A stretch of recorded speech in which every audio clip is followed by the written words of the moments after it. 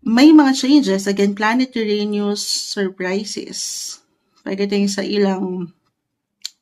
sa inyong mga diet or health habits, may ilang potential sa part na yan. As I've mentioned, maaring kayo mismo ito, reversal ang energy natin.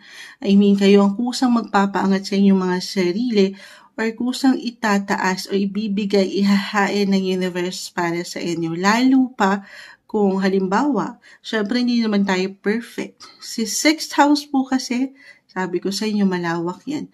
Bukod sa house of pets, connected sa health, diyan din po pumapasok ang inyong mga daily work, yung service, daily work routine, yung pang-araw-araw nyo na buhay. Lalo kung masyado kayong maging busy sa mga susunod na taong ito, very productive yung buhay nyo. So, merong tendency kung magkakaroon kayo ng ilang imbalances or unhealthy approach pagdating sa inyong mga sarili, it could be physical, mental, emotional, meron tendency na meron kayong makalimutan yung kayo mismo. Sabi ko nga, pwede kasing wala kayong wala ng time moon sobrang busy eh. So si universe na ang magpapaano sa inyo na maghahain ng ilang opportunity or ng awakener. Guys, Uranus is the planet of awakener.